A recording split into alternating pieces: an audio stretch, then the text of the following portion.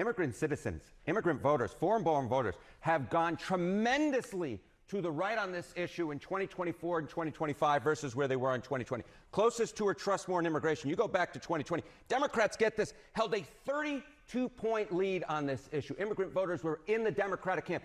Jump forward to 2024, 2025. Look at that shift, a 40-point shift to the right among immigrant voters. Republicans now lead on this issue by 8 points over Democrats, more so than any other group that I could find. The group of voters who became more hawkish on immigration were in fact immigrants themselves, immigrants who are registered to vote in this country. So that's on that issue. How about how they feel about kind of traditionally, historically, about Donald Trump? Yeah, so, you see this shift and you go, what is going on underneath the hood? Well, take a look, Donald Trump. You remember when he first ran back in 2016, immigrant voters were one of his weakest spots. But look at this, Trump's vote share in presidential elections among, again, immigrant citizens, those who are registered to vote. Look at this. In 2016, he got 36% of the vote. You go to 2020, 39% of the vote. Look at this, in 2024, all the way up to 47% of the vote. Some polls I looked at had him barely losing that vote. Some polls I looked at had him barely winning that vote. Again, there is no block of voters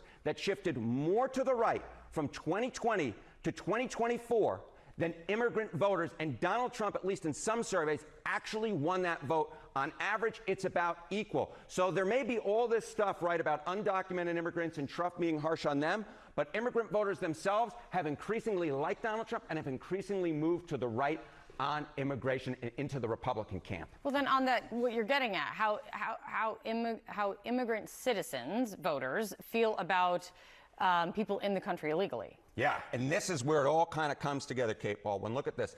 The net favorable rating, immigrants who are here illegally, among immigrant citizens, again, those registered to vote. In 2020, look at this, plus 23 points on the net favorable rating. But look at where we were in 2024, minus 6 points, underwater. So immigrant citizens have become increasingly unfavorable in their views of those immigrants who are here illegally. So I think it's so important when we're talking about this debate from a political angle to separate those out who are undocumented immigrants versus those who are here legally and those who are citizens and those who are voters, because that group of voters has felt increasingly distant from those immigrants who are here legally. And so again, when we're talking about this, at least from a political angle, this is why Donald Trump feels so comfortable, because in fact, amongst the group that you would think that would be most opposed to this, in fact, they become increasingly favorable, not just towards Donald Trump, but towards a Republican point of view on immigration and becoming distant from those immigrants who are here illegally. Yeah, an important baseline to consider as this plays out. Yes, we'll see where we are in a few weeks.